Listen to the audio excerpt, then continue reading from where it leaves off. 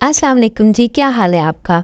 आज मैं साग बना रही हूँ, तो क्यों ना आपके साथ शेयर किया जाए। सर्दियों की आमद है और सर्दियों में साग शौक से बनाया भी और खाया भी जाता है। हमारे यहाँ पर अभी फ्रेश साग नहीं आया, इसलिए मैं फ्रोज़न साग बना रही हूँ। आधा किलो मैंने पालक ली है और साथ में आधा किलो ही मैंने साग लिया है। ये टिन पैक में बहुत अच्छा बना हुआ मिलता है। आप भी ये फ्रोज़न साग जो है वो ज़रूर ट्राई कीजिएगा। बहुत जायकेदार और फ्रेश साग की तरह बनता है। चलें जी, एक कढ़ाई में मैं 3 चम्मच देसी घी के ऐड कर देती हूँ। देसी घी के साथ साग का तड़का दुबाला हो जाता है और साथ ही इसमें मैं अदरक और लहसुन का पेस्ट ऐड कर दूँगी। जितना साग है उस हिसाब से मैंने 3 चम्मच तकरीबन इसमें लहसुन और अदरक के पेस्ट के डाल दिए हैं। लहसुन और अदरक का पेस्ट थोड़ा सा ब्राउन हुआ है, साथ ही मैंने इसमें सब्ज़ मिर्चें ऐड कर दी हैं। सब्ज़ मिर्चों को मैंने ग्राइंड कर दिया था ताकि इसकी अच्छी खुशबू आ सके, अच्छा जायका आ सके। इन सब को बहुत ज़्यादा भूनना नहीं है, क्योंकि ये जो तड़का जो है बहुत जल्दी जलने लगता है। साथ ही इसमें मैं टमाटर भी डाल दूँगी। टमाटरों को मैंने ग्राइंड कर लिया है, 2 टमाटर इसमें ऐड किए हैं और अब मैं इसमें स्पाइसेस ऐड कर दूँगी। हस्बे ज़ायका मैंने 1.5 चम्मच तकरीबन इसमें मैंने नमक डाला है और 1 चम्मच सुरख मिर्च और 1 चम्मच इसमें पिसा हुआ गरम मसाला ऐड कर दिया है।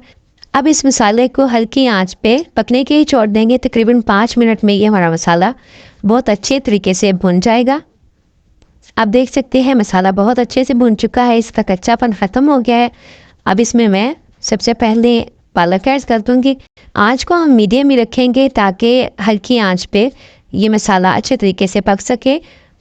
मीडियम आंच पे 5 मिनट इसे पकाने के बाद आप देख सकते हैं कि पालक इस वक्त बिल्कुल तरम पड़ चुकी है और बहुत अच्छे से पकना शुरू हो गई है। अब इसमें मैं साग ऐड कर दूँगी। बेसिकली तो ये दोनों चीज़ें ही पकी हुई हैं और हमें ज़्यादा इसे पकाने की ज़रूरत नहीं है, क्योंकि फ्रेश साग बनाए तो बहुत टाइम लगता है इसको पकाने में। आप देख सकते हैं पालक ने थोड़ा सा पानी छोड़ दिया है। यहाँ पर मैं तकरीबन 3 चम्मच इसमें आटा ऐड कर दूँगी। आप गंदम का आटा या मक्की का आटा जो भी चाहें डाल सकते हैं। मेरे पास गंदम का आटा था तो मैंने इसमें 3 चम्मच गंदम का आटा ऐड कर दिया है और इसको अच्छे तरीके से मिक्स कर लिया है।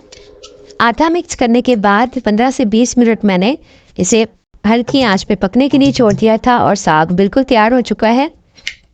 अब इसमें थोड़ा सा और मज़ीद तड़का लगा लूँगी जो इसके टेस्ट को और भी मज़े का बना देगा। एक पैन में मैंने 2 चम्मच देसी घी के ऐड किए हैं और तकरीबन 4 से 5 जो है मैंने लहसुन के चॉप करके डाल दिए हैं। साथ ही इसमें 1 चम्मच सफ़ेद ज़ीरा और 1 चम्मच इसमें मैंने कुटी हुई लाल मिर्च ऐड कर दी है। आधी चम्मच इसमें मैं ड्राई दाना डाल दूँगी, यानी सरसों के बीज। 1 मिनट इसको मज़ीद भूनने के बाद हमारा तड़का तैयार हो चुका है।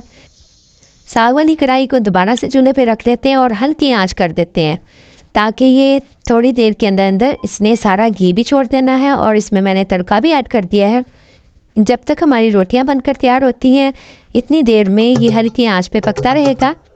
तकरीबन मैंने 20 मिनट तक इसे हल्की आंच पर पकने दिया है और साग देखें माशाल्लाह बहुत अच्छे से तैयार हुआ है और बहुत टेस्टी बना है। आप भी इसी तरीके से साग को तड़का लगाएं और सर्दियों में साग का मज़ा लें।